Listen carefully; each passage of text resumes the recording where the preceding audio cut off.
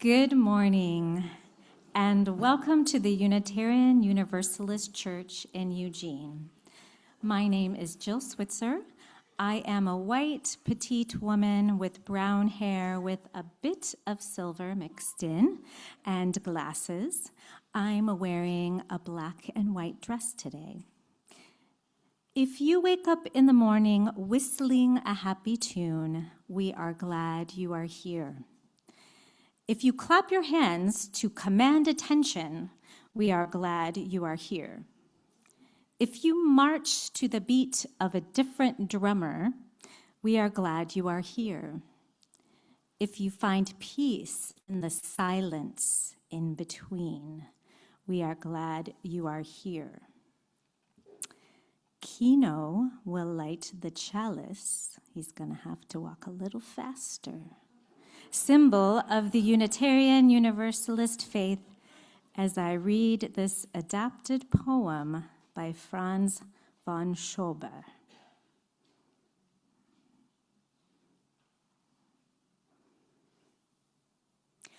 O blessed art, how often in dark hours, when the savage ring of life tightens around us, you kindle warm love in our hearts. You transport us to a better world.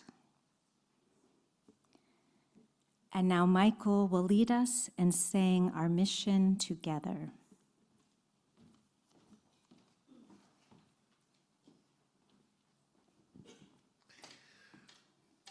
In Papa love, we put ourselves and serve our world.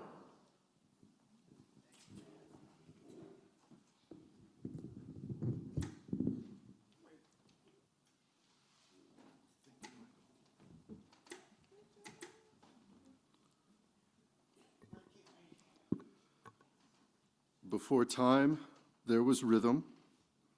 Before ideas, there was melody. Before language, there was music. My name is Zephyr Burton. My pronouns are he and him. I'm a middle-aged white guy with long hair and a short beard, wearing plaid and denims. It is my privilege and my pleasure to lead this service and to do this work for the beloved community. And I am so happy to be here. The word music encompasses an extraordinary diversity in sound construction by groups and individuals. We naturally use our bodies to make sounds for music.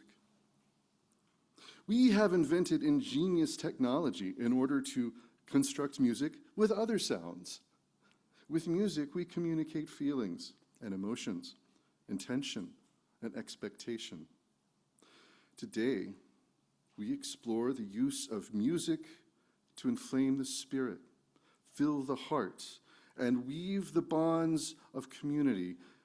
I invite you all to clap your hands, stomp your feet, and sing out loud. Hear the music we make together. Join us this morning as we bring together tones and harmony in rhythm and revel in the joy of music. Bring your hands and feet, voices and hearts, together with us into our community of love. Come, let us worship together.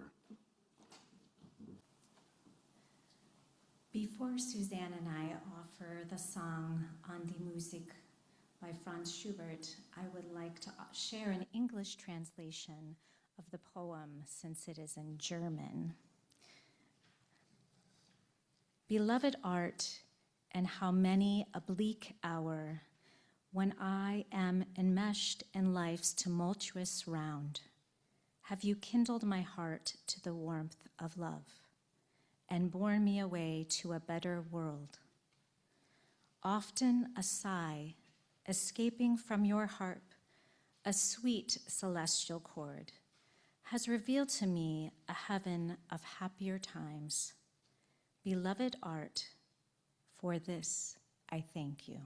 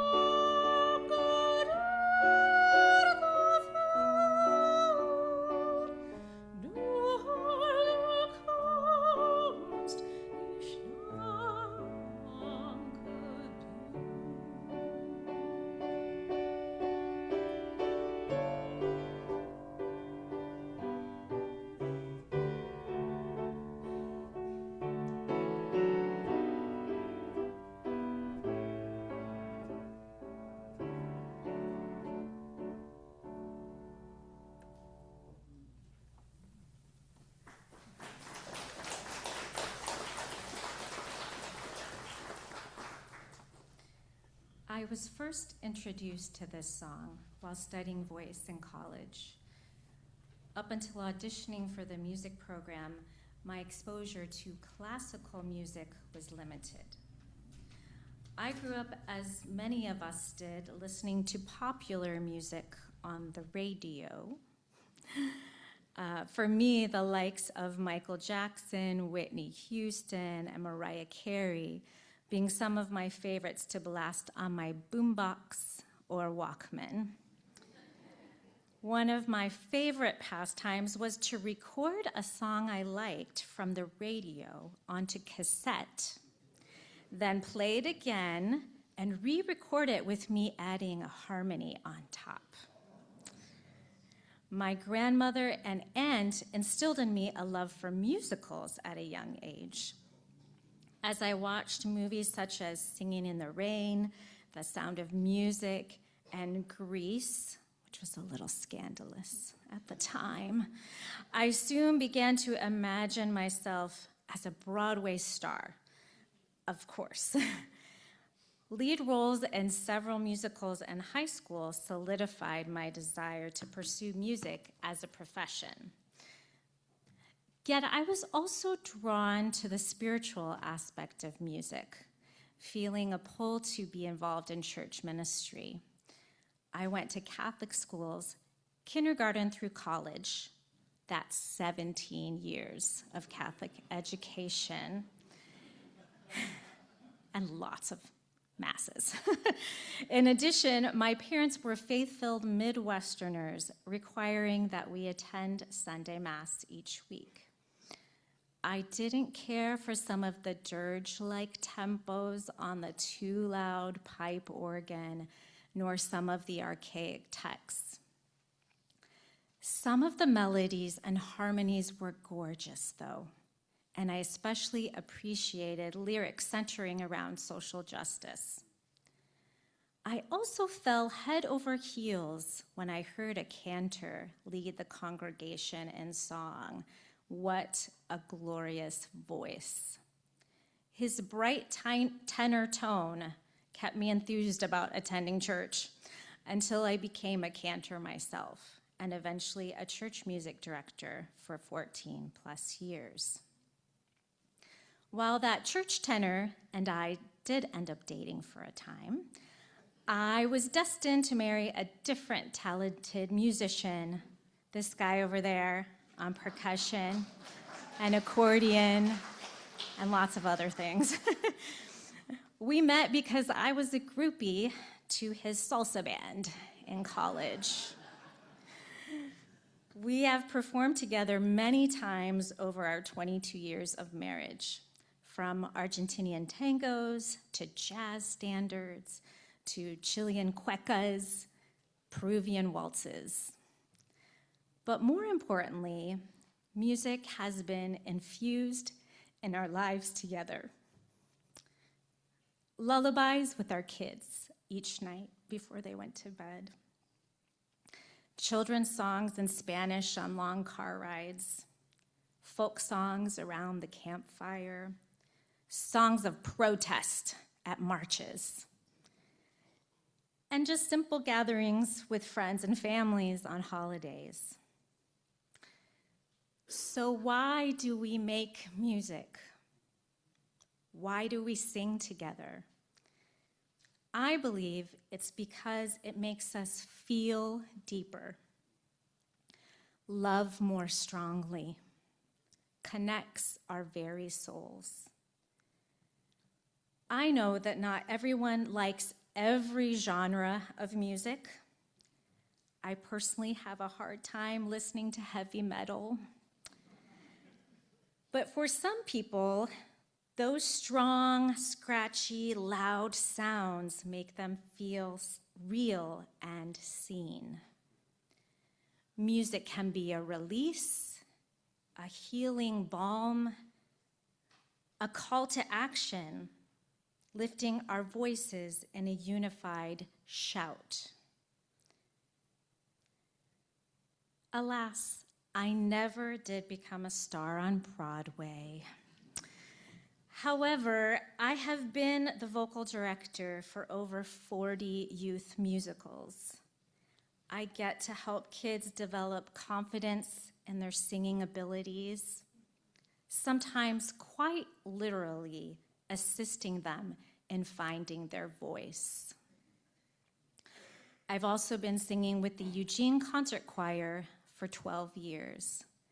It's truly amazing to be a part of a large group of people creating sounds that one person cannot do alone. That breathing and learning together is truly magical and transformative. Beloved music, for this, danke, gracias, thank you. This is normally the time when I would offer you a meditative solace with a soothing guided meditation. Well, not today, friends. There's a storm a-comin', and we gotta get busy. Thunder! I think rain's a-comin'. Just up there. Everybody keep your eye on me. You've all got a job to do. Do what I do as I pass your row, and keep doing it until I pass you again. Is that the wind in the dry grass I hear? Oh, here comes the wind.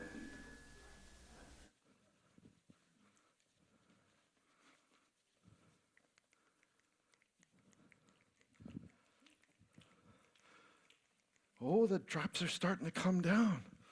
We better find a place for shelter.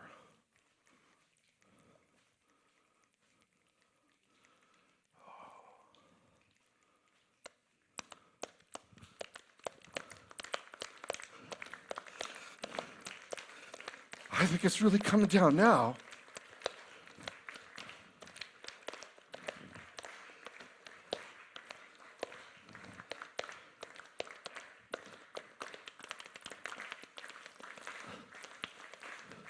Oh, it's a gully washer.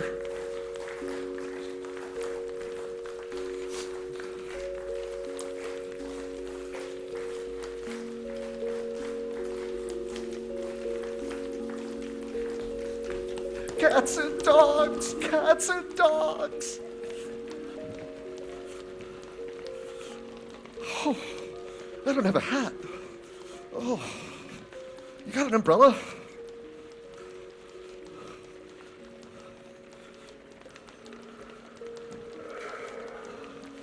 Oh, the creek is rising. Better go uphill.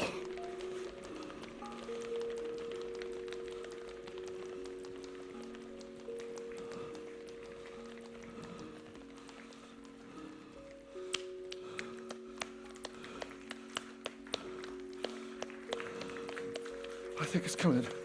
Slowing down, huh?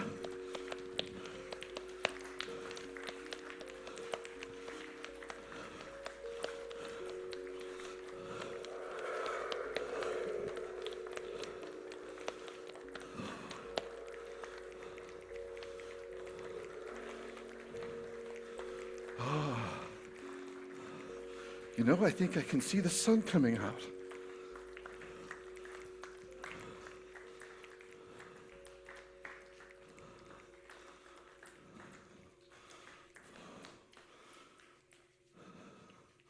And a cooling ocean breeze.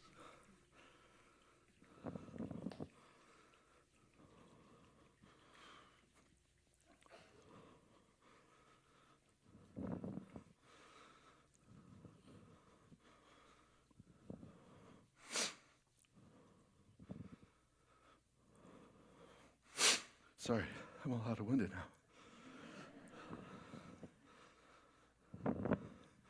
We just made music together. Together, all of us. You followed me like an orchestra follows the conductor.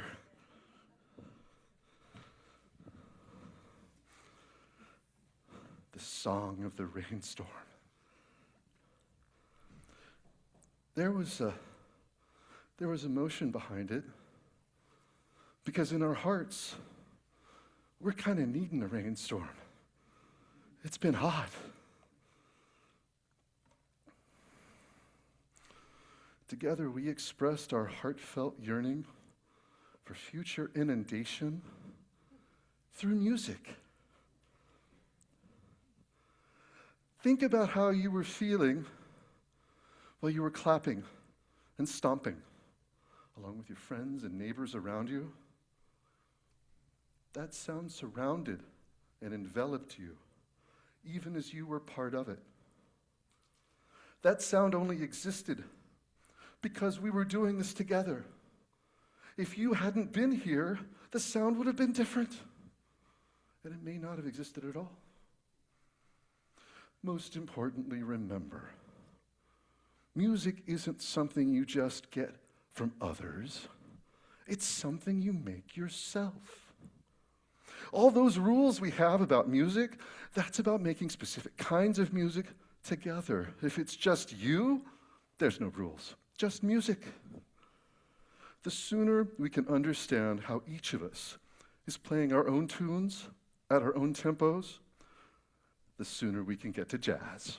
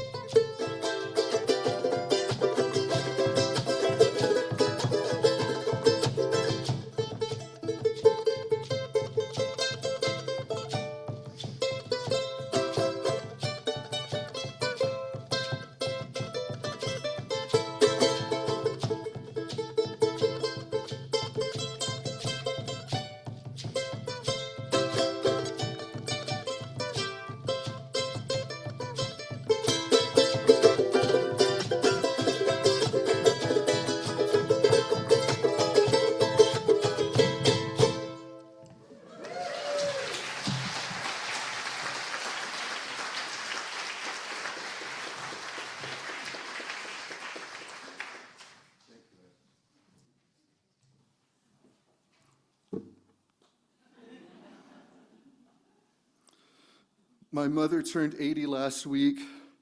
She sings and plays hammered dulcimer with her friends every weekend. Hi, Mom.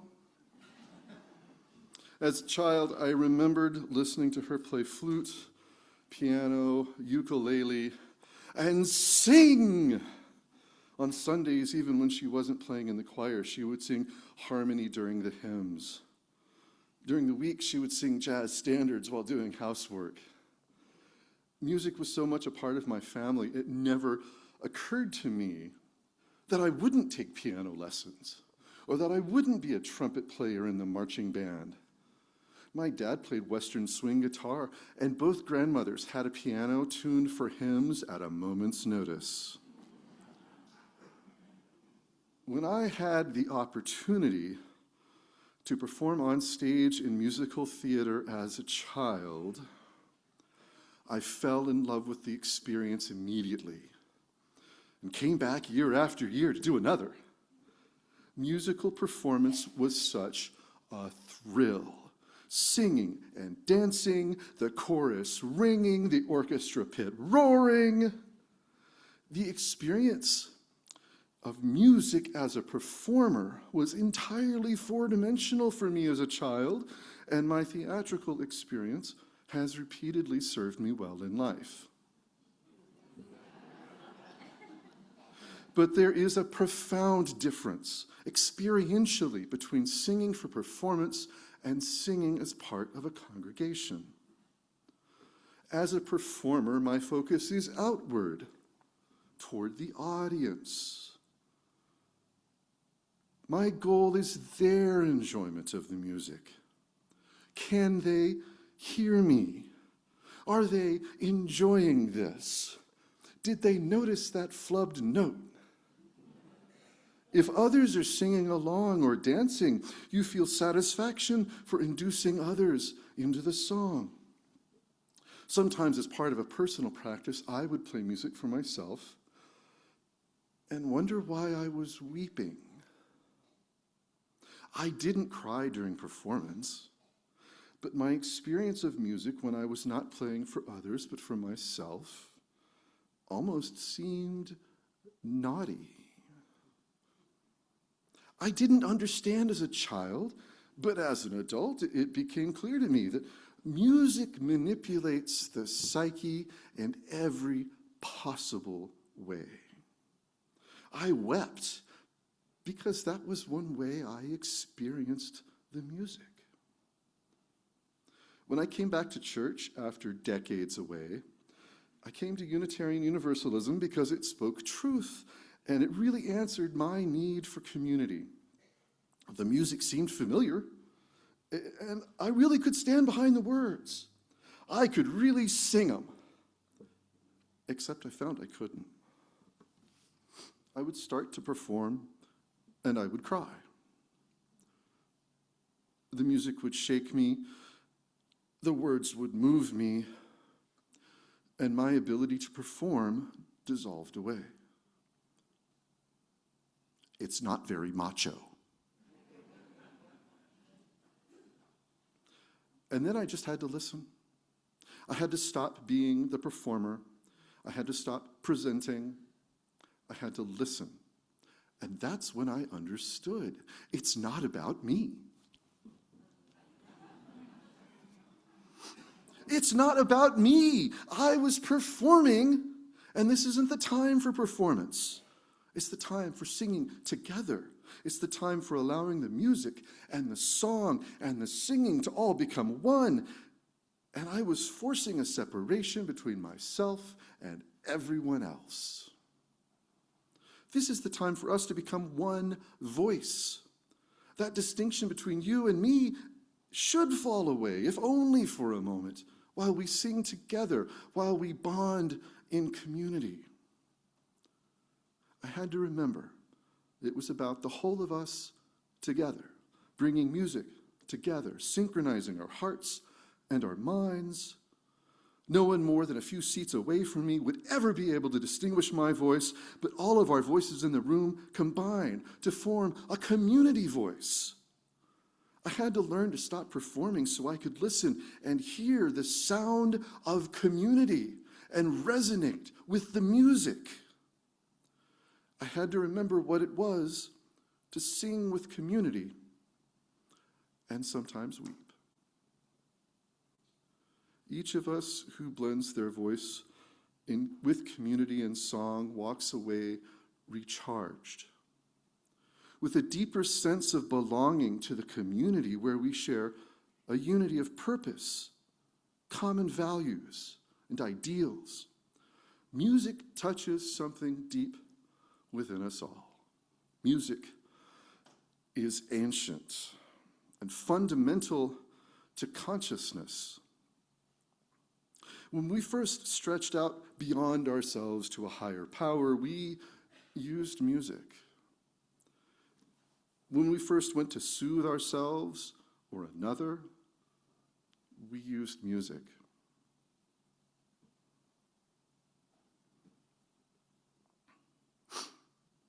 When we celebrate, we make music. To face adversity, we make music. To pray, we make music. Music is universal to all human culture. It is fundamental to every language because music preceded people. Music is how all living things communicate. King Solomon was described in the Quran as knowing the language of the birds and with the ability to have conversations with them. In recent years, researchers have learned of the inherent musicality of animal language, of which King Solomon must surely have known, for they have been able to decipher the languages of the animals. We have learned the phonetic alphabet of sperm whales. We know the grammar of zebra finches. We know that African elephants each have a unique name to which they respond to individually. We are building systems now for two-way communication with dolphin and bonobo that would have amazed King Solomon. These animal languages can be described musically, but music is a means of communication deeper than any language. When we describe the complexity of the universe, we use music. When we want to reach a part of ourself that doesn't communicate with words, we use music. Music informs our whole mind and our body in a way inaccessible by poetry, prose, or philosophy. And we have learned to use this to our advantage. We work together with music, remain focused as a group when we sing together. The use of music to unify and direct a population is an ancient practice. 19th century Unitarian and Universalist congregations embraced the hymn as a means to carry political messages of abolition in eras when preaching was closely monitored. The music would carry the message, and the heart of the community would not be denied. Guy Carawan knew this better than most. He had been working to build and focus the energies of the progressive movements in the 60s and would teach his method to movement groups and perform at UU churches. He worked with Pete Seeger to transform a popular spiritual "I'll be all right" into the anthem "We Shall Overcome." Seeger used this in the anthem "Which Side Are You On?" to build solidarity across picket lines and marches across the nation. These songs helped to build a national progressive community united in shared beliefs. "We Shall Overcome" became like a community liturgy, sung slowly so everyone could join in without instruments or training. And in joining, they linked together not only hands, but also hearts and minds and breath. In that moment when a congregation or a picket line or a march begins to intone the first notes, a unity of spirit is formed that embraces and inspires every member of the community. The anthem became a guiding light. In 1965, UU minister James Reeb was murdered, and after Martin Luther King's inspired eulogy to Reeb, 1,000 voices sang together, "We shall overcome." The community voice lifting up above the cacophony of the day made the truth of progressive movements unavoidable and unforgettable. The difficult, dangerous, and demeaning work of protesting a society that refuses to admit its mistake is made possible when a community binds itself together in song. This power doesn't come from snappy rhythms or catchy rhymes, but from the way music ties to a fundamental power in the universe. When we sing, when we make music, we participate in the universal song. When we sing together, we link our community to the universe, and our melody expresses the soul of the community. Ralph Waldo Emerson wrote in The Poet, "As the form of a thing is reflected by the eye, so the soul of the thing is reflected by a melody." Our community song tells us where we are and what we value. When we sing it, it is the universal song, and it points our souls to the North Star where truth is obvious and understanding is at hand. The universal song times the blooming flowers and the falling plums. In the roots underground, universal song hums between the plants and the trees, the fungi and the arthropods. The songs of the birds are but segments of the universal song, and the dance of the planets and the stars in the galaxy is another expression of the universal song. Where there is life, life will dance all around you to the universal song all the time. Today, we haven't just sung the music, we've become the music. The music has pressed its shape onto your soul. And later, when you're washing dishes or weeding the garden, you find yourself humming a tune you sang just hours before. When you catch yourself, don't stop. Sing louder. Let yourself enjoy that reminder of experience and generate more good feeling. When we said the words of our mission together, did you feel that spark of community come alive while we spoke together? Or that reaffirmation of our bond each time we say this? These are the same characteristics of music sung together, and it will happen again with our chalice extinguishing words. It's music again. Take the music you have heard today and let it heal you and recharge you and direct you again and again. Sing the music that warms your heart and lights your way. Share your song with everyone you meet. Just sing. Sing a song. We have come to our time in the service where we have a few announcements, and I have the pleasure of introducing Chaplain Shannon Riley, who will share a little bit about herself. Welcome, Shannon.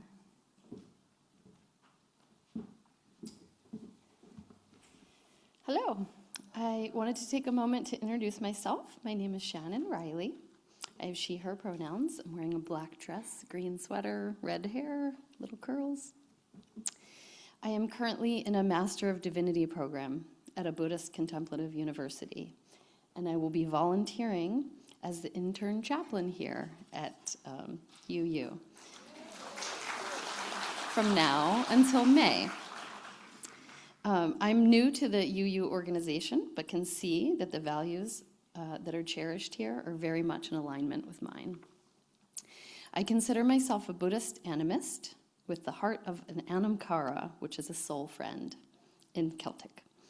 If you are unsure about what role a chaplain plays in an organization or curious in general, please don't hesitate to reach out, make an appointment with me in person or in Zoom. But the best way I can describe it is what I do as a chaplain is I intend to hold sacred presence for folks who might be going through a challenging time and help them to uncover or to co-create meaning in their difficult experience. Another way to think about it is like a spiritual ER doctor. But please know I'm available for more simple soul chats or personal exploration, not just challenging times too. I'm grateful to be welcomed here, and I look forward to meeting as many of you as I can. Thank you.